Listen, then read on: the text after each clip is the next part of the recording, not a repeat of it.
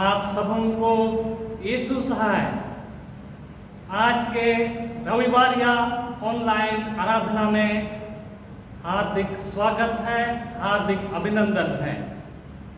परमपिता परमेश्वर की अनुग्रह से हम सभी जीवित हैं, सुरक्षित हैं, इसलिए आइए हम सब मिलकर के प्रभु की आराधना करें। आज पेंतिकोस्त पर्व के पश्चात 6वां प्रभार है और आज के लिए मनन चिंतन का विषय है वचन के केवल सुनने वाले ही नहीं पर वचन के अनुसार कार्य करने वाले बनो। वचन के केवल सुनने वाले ही नहीं पर वचन के अनुसार कार्य करने वाले बनो। हम प्रार्थना करें। सर्वशक्तिमान ईश्वर पिता, पुत्र और पवित्र आत्मा के नाम में आमीन। यीशु ने कहा, हाँ, परंतु धन्य हैं वे जो परमेश्वर का वचन सुनते और मानते हैं। लूका रचित सुसमाचार 11 अध्याय का 28वां वचन। क्योंकि परमेश्वर के यहाँ व्यवस्था के सुनने वाले धर्मी नहीं पर व्यवस्था पर चलने वाले धर्मी ठहराए जाएंगे। रोमियो 2 का 13 वचन। हे अति पवित्र और प्रेमी ईश्वर स्वर्गीय पिता, आज के नए और पवित्र दिन के लिए हृदय से तुझे धन्यवाद देते हैं। तूने हम अपने बच्चों के ऊपर सामर्थी भुजबल हाथ फैलाकर रात्रि में आने वाली हर एक विपत्ति से सुरक्षित रखा और आज इस पवित्र दिन में तेरे पवित्र चरणों में उपस्थित होने का सौभाग्य दिया है। अब हमारे होठों को शुद्ध और पवित्र कर ताकि हम तेरे पवित्र वचनों को पढ़ें, सुनें और महिमा के गीतों को गाएं और तेरी आराधना आत्मा और सच्चाई से करें। आज के रविवार या ऑनलाइन आराधना में जितने हम जुड़ चुके हैं और जुड़ने वाले हैं, सभी आशीषित हों हमारे प्रभु यीशु ख्रिस्त के द्वारा। आमीन। गीत संख्या 192 192। जो ख्रिस्त के योद्धे हो उसमें सिरा नाड़ियों वीर जो होता है जयवान होता प्रतिफलाना। आज अमर है जयमान बना रहता सदा काल पूर्ण आनंद सुख क्षेम होता प्राण हो ज्योति में। जीते हैं जो साहस उनके लिए स्वर्ग घर वहाँ होता चैन त्याग वहाँ प्रेम से मिलते संग। यह संसार तो है आसान उसमें तुम फंस जाओ मन स्वर्ग की ओर उठाओ मन वही हो तुम्हारा धन। पीता देता मुकुट तूने किया त्राणेश्वर शुद्ध करता है विवेक धन्य है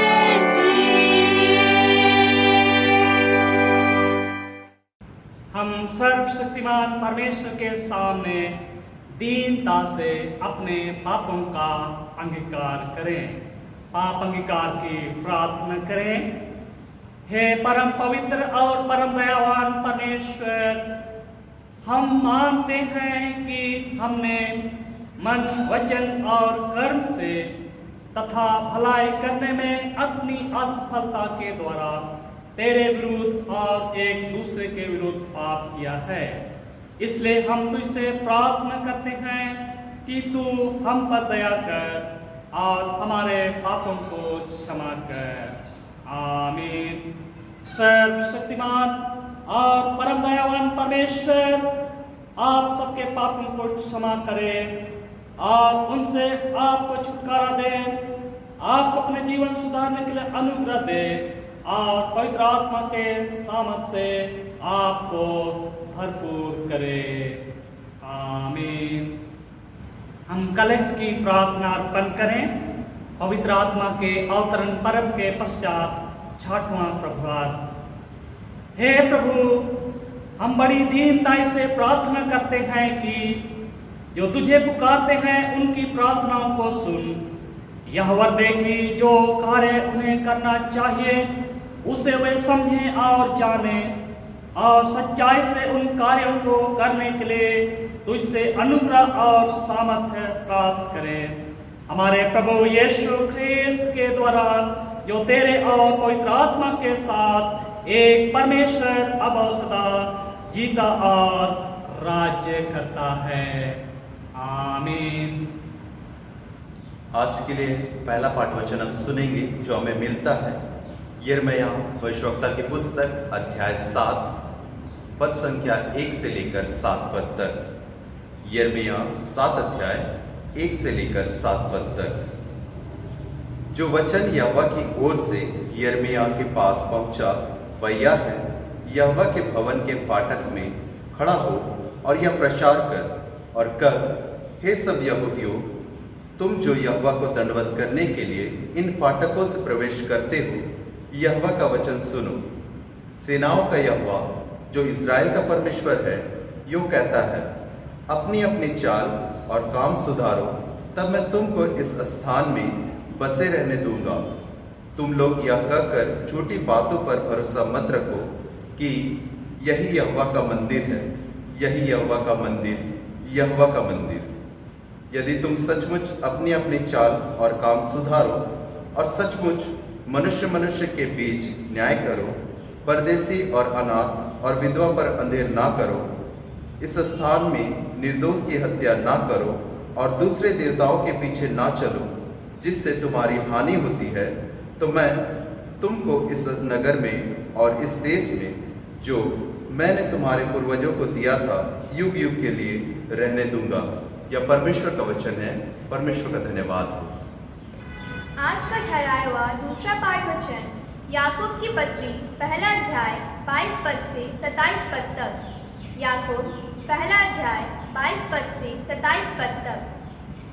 परंतु वचन पर चलने वाले बनो और केवल सुनने वाले ही नहीं जो अपने आप को धोखा देते हैं, क्योंकि जो कोई वचन का सुनने वाला हो और उस पर चलने वाला ना हो तो वह उस मनुष्य के समान है जो अपना स्वाभाविक मुंह दर्पण में देखता है। इसीलिए वह अपने आप को देखकर चला जाता है और तुरंत भूल जाता है कि मैं कैसा था। पर जो व्यक्ति स्वतंत्रता की सिद्ध व्यवस्था पर ध्यान करता रहता है वह अपने काम में इसलिए आशीष पाएगा कि सुनकर भूलता नहीं पर वैसे ही काम करता है। यदि कोई अपने आप को भक्त समझे और अपनी जीभ में लगाव न दे पर अपने हृदय को धोखा दे तो उसकी भक्ति व्यर्थ है। हमारे परमेश्वर और पिता के निकट शुद्ध और निर्मल भक्ति यह है कि अनाथों और विधवाओं के क्लेश में उनकी शुद्धि ले और अपने आप को संसार से निष्कलंक रखे। यह परमेश्वर का वचन है। परमेश्वर का धन्यवाद हो।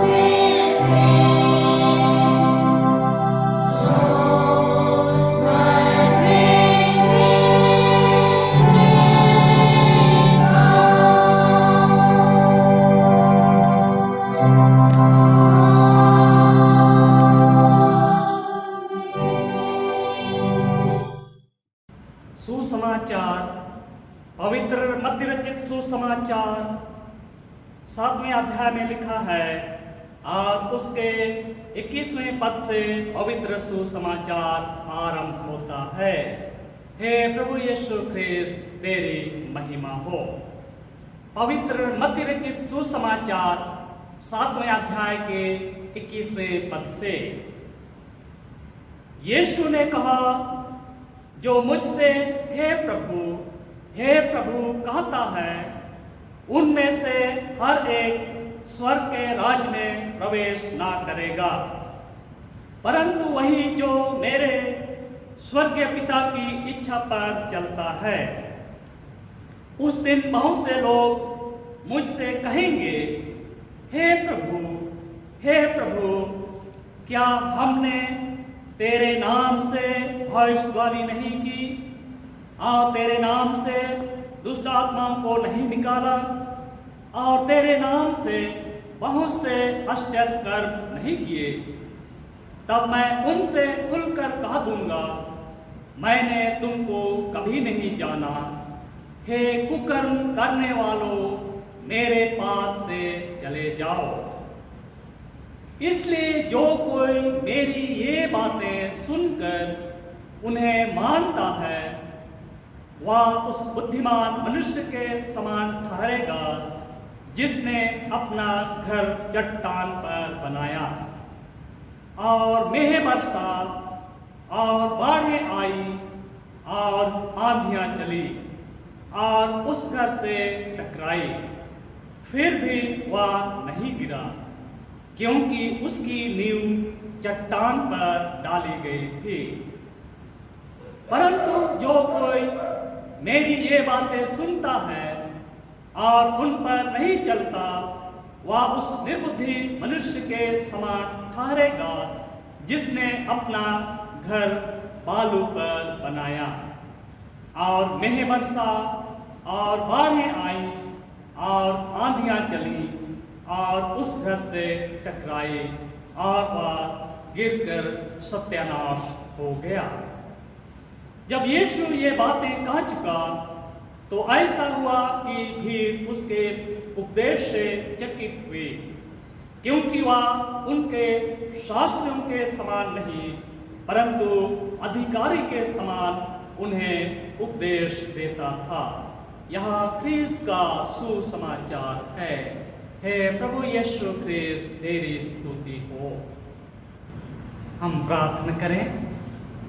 हे प्रभु, तेरा वचन हमारे पांव के लिए दीपक और हमारे मार्ग के लिए उजाला है। इस वक्त तू अपना पवित्र आत्मा हम हर एक को दे, ताकि जब हम तेरे पवित्र वचनों पर मनन चिंतन करते हैं, तो हम उन वचनों को सीख सकें, समझ सकें और हम अपने व्यक्तिगत जीवन और आत्मिक जीवन में वचन के अनुरूप कार्य करने वाले हों। हमारे प्रभु यीशु ख्रिस्त के नाम से आमीन।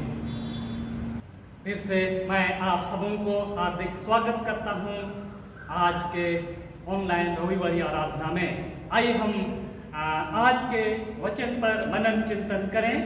आज पवित्र आत्मा के अवतरण पर्व के पश्चात 6वां प्रभुवार है और आज का जो विषय है, वचन के केवल सुनने वाले ही नहीं, पर वचन के अनुसार कार्य करने वाले बनो। वचन के केवल सुनने वाले ही नहीं, पर वचन के अनुसार कार्य करने वाले बनो।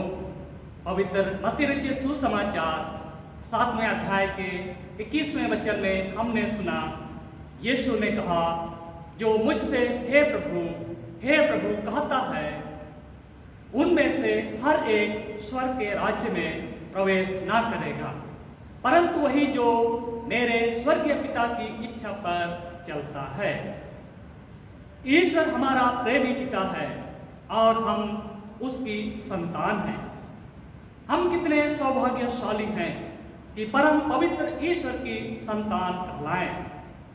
यह अद्भुत अनुग्रह हमें उस समय प्राप्त हुआ जब हम पवित्र बपतिस्मा में सहभागी हुए, जिसमें हम ख्रिस्त का अंग, ईश्वर के संतान और स्वर्ग राज्य के अधिकारी बनाए गए। यूहन्ना की पहली पत्री 3 अध्याय के पहले पद में हम इस प्रकार पढ़ते हैं, देखो पिता ने हमसे कैसा प्रेम किया है कि हम परमेश्वर के संतान कहलाएं और हम हैं भी। स्वर्गीय पिता के संतान होने के कारण हम सभी ख्रिस्त विश्वासियों का परम कर्तव्य है उसकी स्वर्गीय वाणियों को सुनकर उसकी इच्छा के अनुसार शुद्धता और पवित्रता का जीवन बिताते हुए आज्ञाकारी बालकों के समान जिंदगी की तूफानी राहों में भी चलते हुए महिमा के राज में प्रवेश करें और उसकी सच्चे संतान के अनुरूप कार्य करें। अगर हम ईश्वर पिता के विद्रोही संतान बन करके ईश्वरीय आज्ञाओं का विरोध करते हुए कार्य करेंगे तो ईश्वर पिता के कठोर न्याय दंड का सामना करेंगे। मैंने तुमको कभी नहीं जाना, हे कुकर्म करने वालों, मेरे पास से चले जाओ। मत्ती रचित सुसमाचार 7वें अध्याय का 23वां वचन।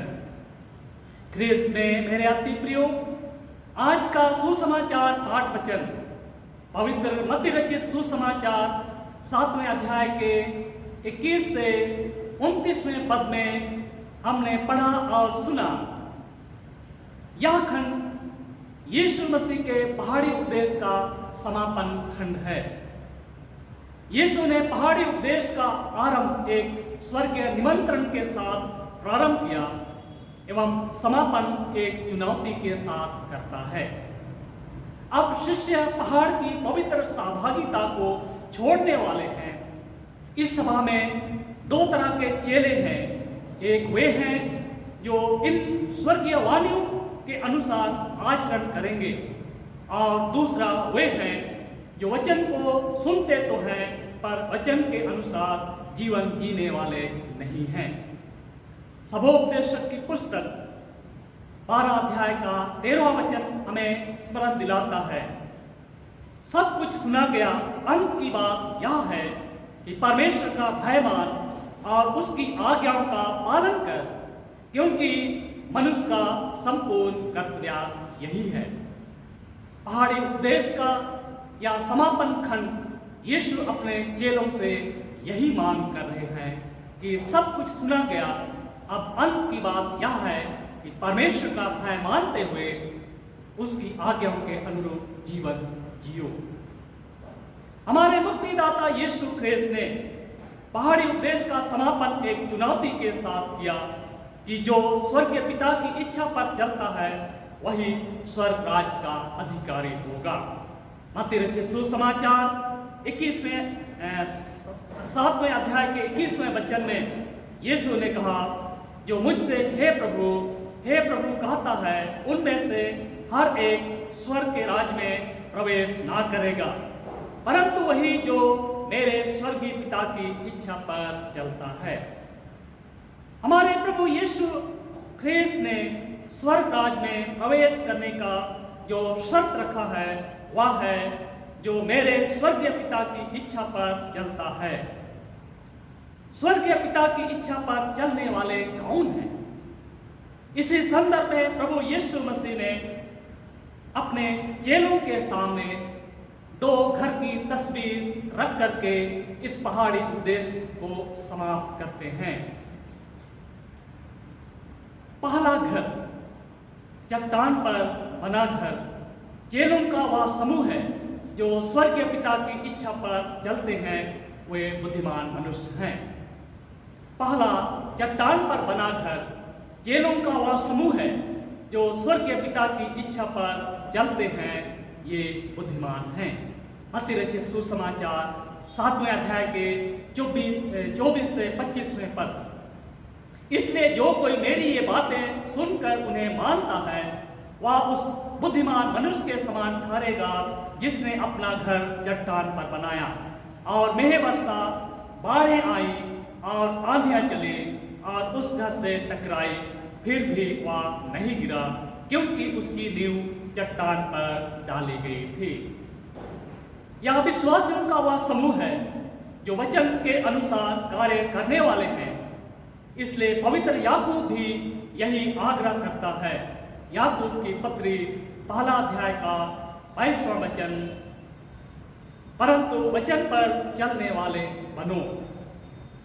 स्वर्गीय पिता की इच्छा क्या है?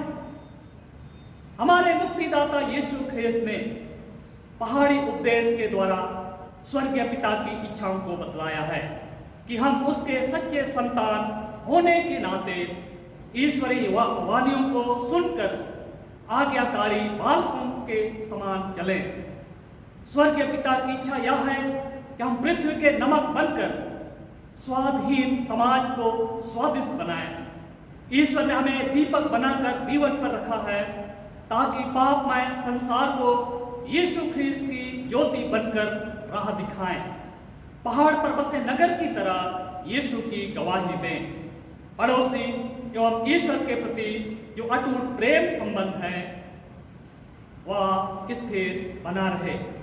पड़ोसी के प्रति प्रेम संबंध अर्थात सताने वालों से प्रेम करें एवं बैरियों के लिए विनती करें और एक फलदायी पेड़ के समान आत्मा के फलों को उत्पन्न करने का जरिया बने। ईश्वर के प्रति प्रेम संबंध, हम ईश्वर के सामने दीन बनकर सच्चाई और पवित्रता के साथ स्वर्गीय पिता की आराधना करें, दान देने के द्वारा अपना प्रेम प्रकट करें, प्रार्थना करने एवं उपवास रखने के द्वारा सक्रिय मार्ग से होकर महिमा में प्रवेश करें। यदि हम ऐसा करते हैं तो बुद्धिमान ठहरेंगे, क्योंकि हमने अपना घर यीशु के वचन सुनकर एवं उसके अनुसार कार्य करते हुए चट्टान पर नींव डाला है। यीशु ख्रिस्त ने कहा, बुद्धिमान मनुष्य ने अपना घर चट्टान पर बनाया। चट्टान क्या है? भजन संहिता गीत संख्या 18 का 2 पद, यहोवा मेरी चट्टान और मेरा गढ़ और मेरा छुड़ाने वाला है, मेरा ईश्वर मेरी चट्टान है जिसका मैं शरणागत हूँ, वह मेरी ढाल और मुक्ति का सिंह और मेरा ऊंचा गढ़ है। भजन संहिता का लेखक ईश्वर को अपना सनातन चट्टान और शत्रुओं से छिपने का गढ़ स्वीकार करता है। पहला कोरिन्थ 3 अध्याय का 11वां वचन, क्योंकि उस नींव को छोड़ जो पड़ी है और वह यीशु मसीह है, अर्थात चट्टान यीशु मसीह ही है। इफिसियों की पत्री 2 अध्याय का 20वां वचन भी हमें इसी ओर इशारा करता है। इफिसियों की पत्री 2 अध्याय का 20वां वचन, और प्रेरितों और भविष्यवक्ताओं की नींव पर जिसके कोने का पत्थर यीशु मसीह स्वयं ही है बनाए गए हो। लूका रचित सुसमाचार 6 अध्याय का 48वां वचन में इस बुद्धिमान मनुष्य के विषय में और महत्वपूर्ण जानकारी हमें मिलती है। लूका रचित सुसमाचार 6 अध्याय का 48वां वचन में हम इस प्रकार पढ़ते हैं, वह उस मनुष्य के समान है जिसने घर बनाते समय भूमि गहरी खोद कर चट्टान पर नींव डाली। वह उस मनुष्य के समान है जिसने घर बनाते समय भूमि गहरी खोद कर चट्टान पर नींव डाली। अर्थात इस बुद्धिमान मनुष्य ने जब तक चट्टान नहीं मिला तब तक इसने भूमि को खोदा और चट्टान को ढूंढ निकाला और उस चट्टान पर अर्थात यीशु मसीह की शिक्षा रूपी चट्टान पर अपना घर बनाया। और इसलिए चट्टान पर बने इस घर की मजबूती को परखने के लिए 3 महत्वपूर्ण बातें हुई। पहली बात मेघ वर्षा, दूसरी बात बाढ़ें आई, तीसरी बात आंधियां चली और घर से टकराई फिर भी बना रहा। घर के ऊपरी छत पर ऊपर से पानी बरसा और बाढ़ घर के नींव को कमजोर करना चाहा और इसके बाद आंधियां चली ताकि घर को सत्यानाश किया जाए। लेकिन घर जो चट्टान पर बना हुआ था स्थिर खड़ा रहा। यीशु ख्रिस्त का समापन भाषण चेलों को इतना जबरदस्त प्रभावित किया कि उन्होंने अपना संपूर्ण जीवन यीशु मसीह को समर्पित कर दिया। और चेले आत्मिक जीवन के घर रूपी नींव यीशु रूपी चट्टान पर निर्मित किए, जिसके कारण संसार की सताहट रूपी बाढ़ें और आंधियां भी यीशु के प्रेम से अलग ना कर सका। पवित्र पत्रस पेंतीकोस्त के दिन ईश्वर पवित्र आत्मा से परिपूर्ण होकर भीड़ को संबोधित करते हुए भविष्यवक्ता योएल नबी से लेकर भजनों और नबियों की नबूवत जो यीशु मसीह के संबंध में की गई थी बड़े साहस के साथ बखान करता है। तब सुनने वालों के हृदय छिप गए और उसी दिन 3000 लोगों का समूह मिलकर कलीसिया रूपी आत्मिक घर का निर्माण करते हैं। एक नई मसीह मंडली यीशु ख्रीस्त में निर्मित होती है। यीशु ने पतरस को जो कहा था वह पूरा हुआ। मत्ती रचित सुसमाचार 16 अध्याय का 18वां वचन। और मैं भी तुझसे कहता हूं कि तू पतरस है और मैं इस पत्थर पर अपनी कलीसिया बनाऊंगा और अधोलोक के फाटक तुझ पर प्रबल ना होंगे। पेंतीकोस्त के दिन यीशु की यह भविष्यवाणी अक्षरशः पूरी हुई। इस नए विश्वासियों का समूह आत्मिक घर रूपी नींव यीशु रूपी चट्टान पर खड़ा किए और इसी सच्चाई का वर्णन पतरस अपनी पहली पत्री में करता है। पहला पतरस 3 अध्याय का 4 और 8वां वचन। तुम उस पत्थर के पास आए हो जिसे मनुष्यों ने तो निकम्मा ठहराया, परंतु परमेश्वर के निकट चुना हुआ और बहुमूल्य जीवता पत्थर है। तुम भी आप जीवते पत्थरों के समान आत्मिक घर बनते जाते हो। इस प्रकार से विश्वासियों का यह समूह एक एक मिलकर जीवित पत्थर के रूप में यीशु पर विश्वास करते हुए एक बड़े बड़े भवन के रूप में बन गए। पौलुस प्रेरित इफिसियों की मंडली को इसी गूढ़ रहस्य की बातें बतलाते हुए कहता है।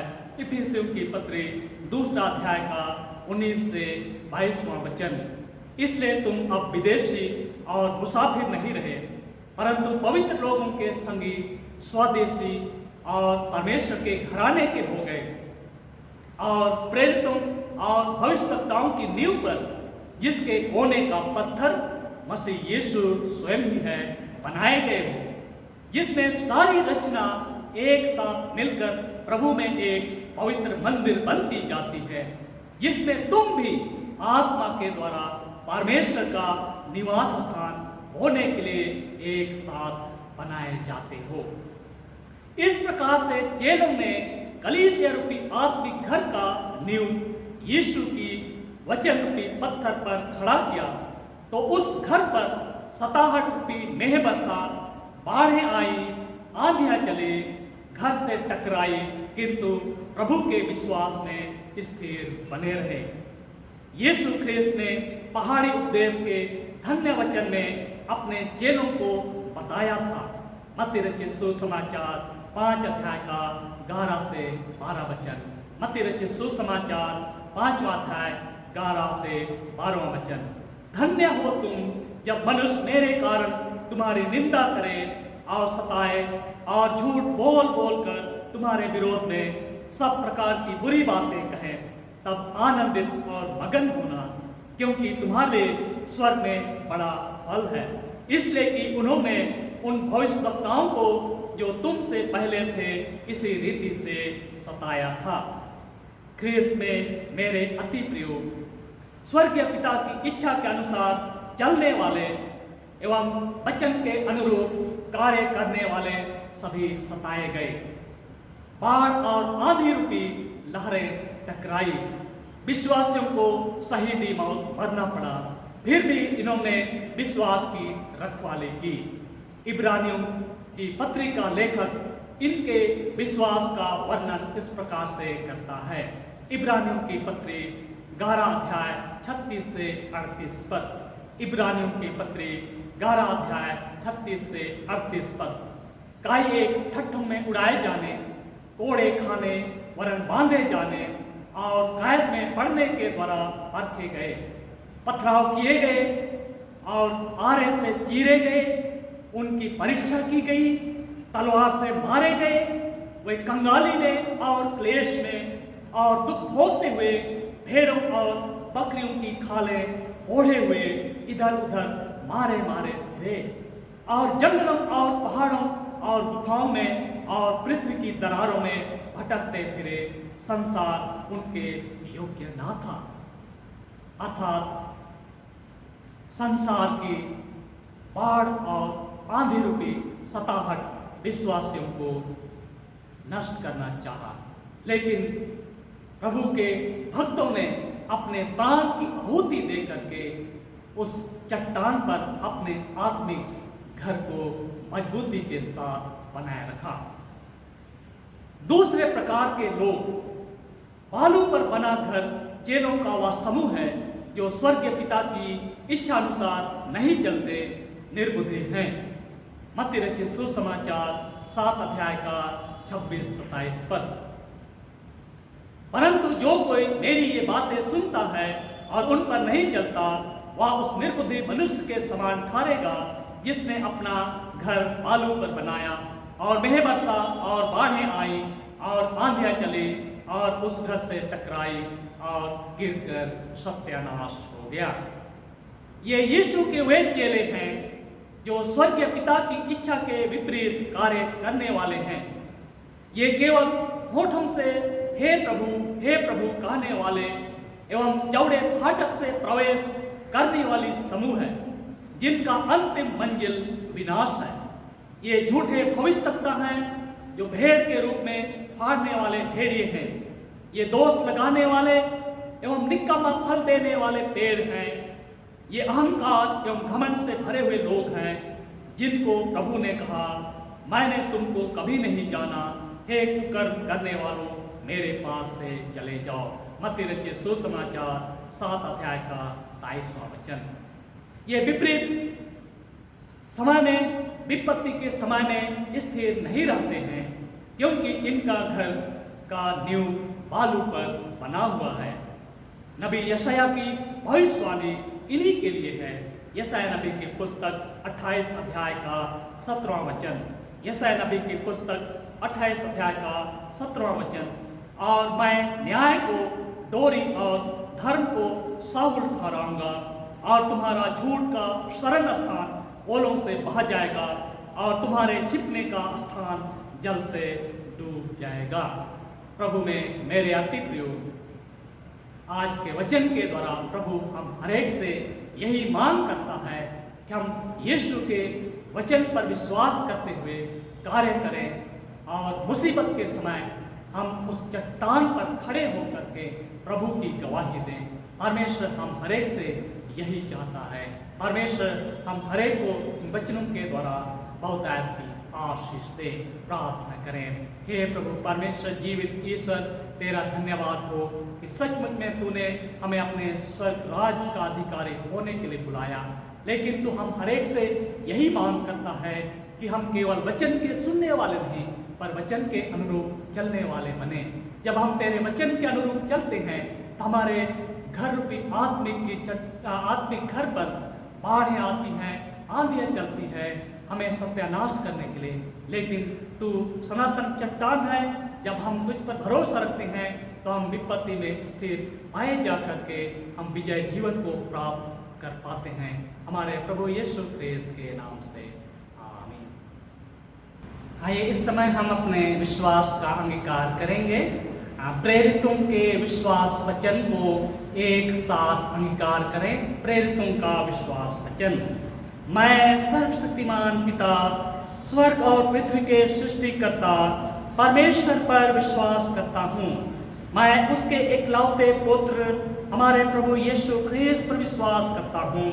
वह पवित्र आत्मा के सामर्थ्य से गर्भ में आया और कुंवारी मरियम से जन्मा। उसने पोंतुस पिलातुस के शासन में दुख भोगा। वह क्रूस पर चढ़ाया गया, मरा और गाड़ा गया और मृतकों के लोक में उतरा।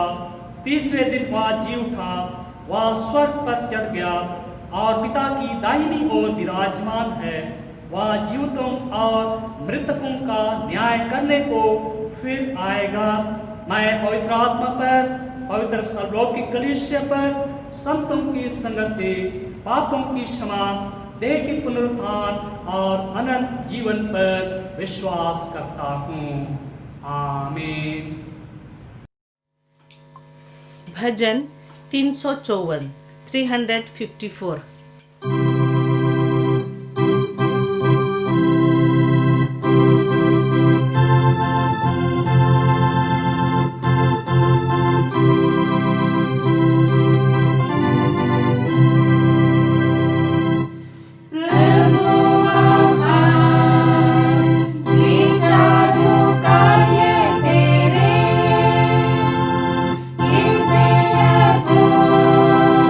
जो तूने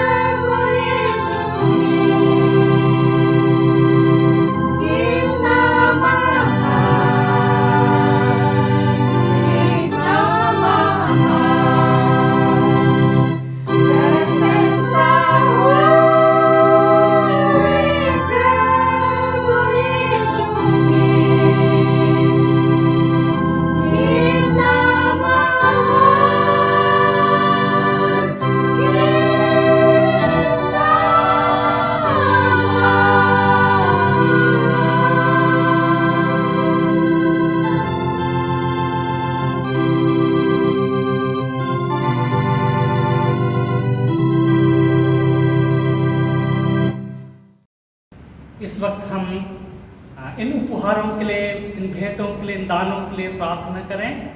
विशेषकर आराधना दान, घड़ा दान, चट्टू सिरनी, मुट्ठी दान, दशमांश भेंट, दर्पण दान और विशेष धन्यवादी दान, चंगाई पाने के पश्चात, भिन्न भिन्न तरह के आशीषों को पाने के पश्चात जो भी परमेश्वर को विशेष भेंट के रूप में हम आज अर्पण कर पा रहे हैं, इन उपहारों के लिए, इन भेंटों के लिए हम प्रार्थना करें।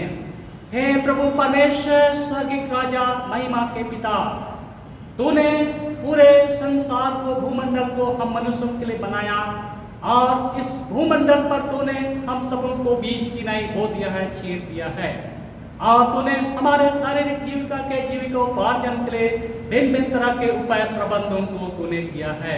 हम विनती करते हैं तेरे ही दिए हुए आशीष और अनुग्रह में से इस वक्त हमने इन विभिन्न प्रकार के दानों को, भेंटों को सप्रेम तेरे पवित्र नाम में अर्पित की है। इन सारे दानों पर तेरा आशीष हो। जिस भंडार से प्रबंध है उन भंडारों को भरा पूरा कर, जिन हाथों के द्वारा अर्पण की गई उन हाथों को आशीषित कर, ताकि हमारे प्रियजनों के भंडारों में किसी बलि वस्तु की कमी घटी कभी ना होने पाए। हमारे प्रभु यीशु ख्रिस्त के द्वारा, आमीन।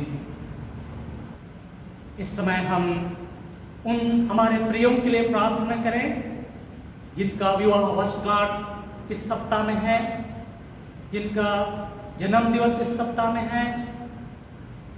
वे अपने इन जन्म दिवसों को, विवाह वर्षगांठों को अपने परिवारों में अच्छी तरह मना सकें। ईश्वर उन्हें बरकत दे, आशीष दे।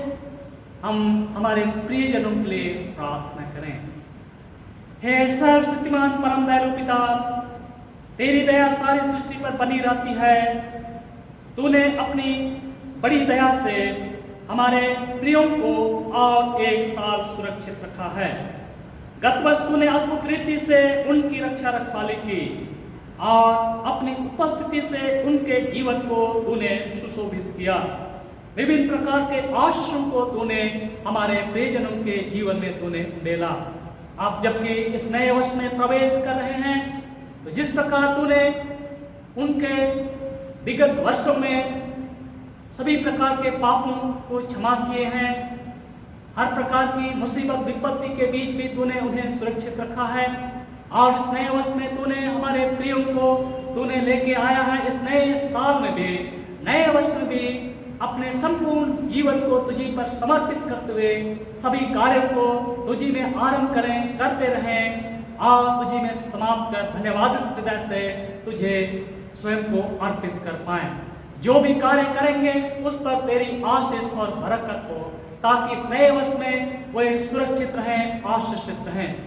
हमारी प्रार्थना है हमारे प्रियजनों के लिए जिनका इस सप्ताह के बीच में विवाह वर्षगांठ है। विनती करते हैं जिस प्रेम के बंधन में हमारे प्रियजनों को तूने जोड़ा है, उसी प्रेम के बंधन में जुड़े रह करके एक दूसरे का आदर सम्मान करें, एक दूसरे से बल प्राप्त करते हुए पारिवारिक जीवन में आगे बढ़ें, आशीषों को प्राप्त करें और एक आदर्श परिवार के रूप में गिना जाए। हमारे प्रभु यीशु ख्रिस्त के नाम से, आमीन। इस वक्त हम मसीही परिवारों के लिए प्रार्थना करें। पूरे जमशेदपुर पास्त्रेत के अंतर्गत जितने परिवार सुदूर ग्रामीण क्षेत्रों में या शहरी क्षेत्रों में पाए जाते हैं, हम पूरे मसीही परिवारों के लिए प्रार्थना करें। हे प्रभु परमेश्वर, स्वर्गीय राजा, महिमा के पिता, हम तेरा धन्यवाद करते हैं कि तू पारिवारिक जीवन को इस संसार में स्थापित किया है और पारिवारिक जीवन के द्वारा ही तू अपनी स्वर्गीय आशीषों को मनुष्यों तक दिया करता है।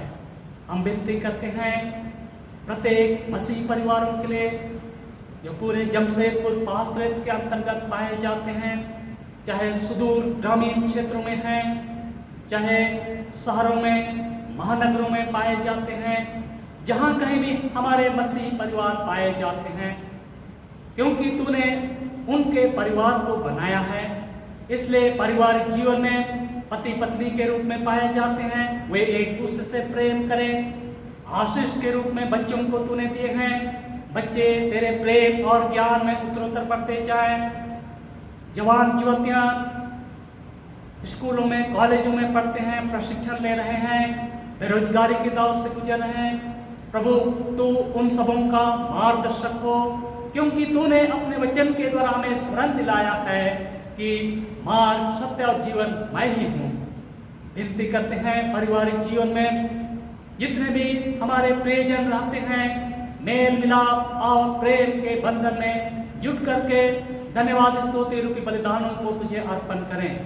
जितने भी पारिवारिक जीवन में बुजुर्ग अवस्था में हमारे माता पिता पाए जाते हैं, वे शारीरिक निर्बलता दुर्बलता से घिरे हुए हैं, ऐसे समय में तू ही अपने वचन का सहारा उन्हें प्रदान कर, ताकि इस जीवन की अंतिम पड़ाव पर वे अपनी संपूर्ण चिंताओं का बोझ तुझी पर डाल दें और इस सांसारिक जीवन यात्रा में तेरे पद चिन्हों पर चलते हुए तेरे नाम की महिमा करते हुए इस जीवन यात्रा में वे आगे बढ़े। फिर से हम पूरे मसीह परिवारों के लिए जहाँ कहीं भी हमारे प्रियजन पाए जाते हैं, तेरी आशीष और तेरी सुरक्षा के लिए विनती करते हैं। तू हर एक परिवारों पर अपने पवित्र दूतों को पहरुआ नियुक्त कर दे, ताकि तेरे पवित्र दूत हमारे प्रियजनों की रक्षा रखवाली करें। हमारे प्रभु यीशु ख्रिस्त के नाम से आमीन। हम प्रार्थना करें विशेष रूप से बीमार दुखित जनों के लिए। हम प्रार्थना करें हमारे प्रियजन चाहे अस्पतालों में इलाजरत हैं या तो परिवारों में रहकर ही उनकी चिकित्सा लाभ प्राप्त की जा रही है, और विशेष रूप से जबकि कोरोना महामारी हमारे झारखंड प्रदेश में बहुत तेजी से फैल रहा है, हम प्रार्थना करें कि ईश्वर अपना सामर्थ्य भुजबल हाथ कोरोना महामारी के विरोध में उठाए और कोरोना महामारी जल्द से जल्द हमारे झारखंड प्रदेश से, हमारे क्षेत्रों से समाप्त हो जाए। आइए हम प्रार्थना करें। हे प्रभु परमेश्वर, स्वर्गीय राजा, जीवन देने वाले ईश्वर, आरोग्यता देने वाले ईश्वर, हम तेरा धन्यवाद करते हैं और धन्यवाद के साथ हम अपने प्रियजनों को तेरे पवित्र सिंहासन के सामने लेकर के आते हैं, जो बीमार हैं, दुखित हैं, क्लेशित हैं, संकट में पड़े हुए हैं, बीमारी के बिछौने पर लेटे हुए कराते हैं। प्रभु तो उन सबों को चंगाई देने वाला ईश्वर है, छुटकारा देने वाला ईश्वर तू ही है। हमारे प्रियजनों के जीवन की हर एक बीमारियों को तू दूर कर दे और जो सेवा करने के लिए ठहराए गए हैं उन्हें भी आशीषित कर। जिन दवाइयों को सेवन करते हैं उन दवाइयों पर तेरी आशीष हो, ताकि चंगाई के वरदान को प्राप्त करें। हमारी प्रार्थना है विशेष रूप से हम इन दिनों में संकट से घिरे हुए महसूस करते हैं।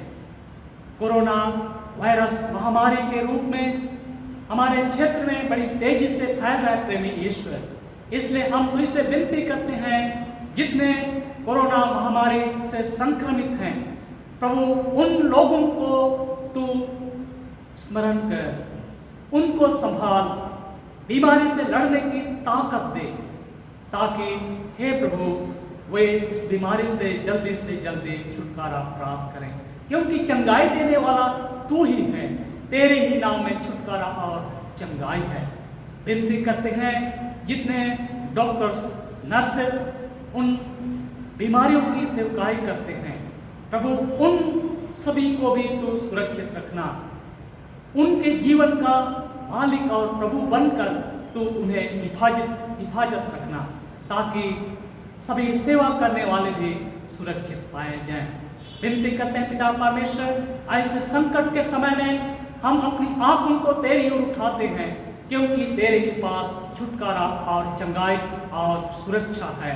इसलिए तो अपना सामर्थ्य भुजबल हाथ बढ़ा और उस कोरोना महामारी को तू नियंत्रित कर, ताकि हे पिता परमेश्वर हमारे क्षेत्र से जल्दी कोरोना वायरस समाप्त हो जाए और हम सभी भले चंगे छुटकारा जीवन और चंगाई जीवन को प्राप्त कर फिर से सामान्य जीवन जी सकें, हमारे प्रभु यीशु ख्रिस्त के नाम से आमीन। आइए अब जिस प्रकार हमारे उद्धारकर्ता यीशु ख्रिस्त ने हमें सिखाया है, हम एक साथ प्रार्थना करें। प्रभु की प्रार्थना को एक साथ प्रार्थना करें। हे हमारे पिता, तू जो स्वर्ग में है, तेरा नाम पवित्र माना जाए, तेरा राज्य आए, तेरी इच्छा जैसे स्वर्ग में पूर्ण होती है वैसे पृथ्वी पर भी हो। हमारी दिन भर की रोटी आज हमें दे, हमारे अपराधों को क्षमा कर जैसे हमने अपने अपराधियों को क्षमा किया है। हमें परीक्षा में ना डाल, परंतु बुराई से बचा, क्योंकि राज, प्रक्रम और महिमा अब और सदा तेरे ही है। आमीन। हम समापन प्रार्थना करें। हे सर्वशक्तिमान पिता परमेश्वर, हम तेरे दास दासी आज के जीवन के लिए, रक्षा रखवाली के लिए तेरा धन्यवाद करते हैं कि तूने पिता परमेश्वर आज के रविवार आराधना में हम सबों को सुरक्षित रखा। तू अपना पवित्र आत्मा हमारे ऊपर भेजने के द्वारा तू हमें संभाला और हमने इस समय आत्मा और सच्चाई से तेरे नाम की महिमा और आराधना की है। जिन वचनों को हमने सुना है उन वचनों के अनुसार हम आशीषित हों, जीवन में आगे बढ़ें, और जबकि हम इस आराधना के माध्यम से जिन आशीषों को पाने के योग्य नहीं हैं, उन सबों को भी तू अपने स्वर्गीय भंडार से हमें तू दिया कर।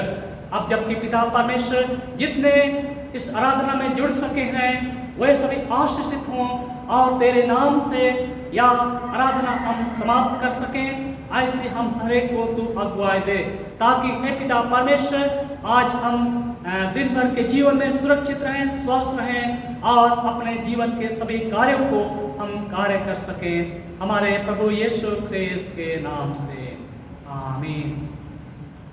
अब दीन मन से परमेश्वर की आशीष ग्रहण कीजिए।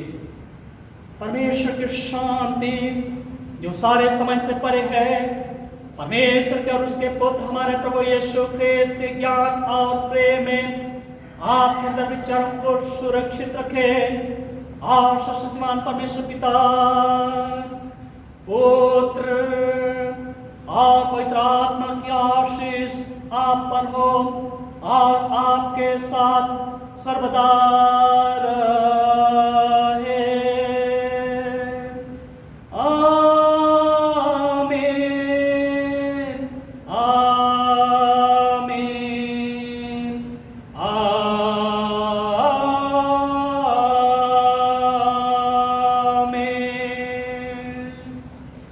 फिर से आप सबों को आज के रविवारिया ऑनलाइन आराधना में सहभागी होने के लिए पूरे जमशेदपुर पास्टरेट की ओर से हार्दिक धन्यवाद देते हैं।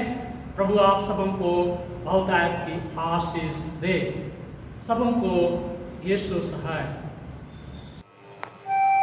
गीत संख्या 223 223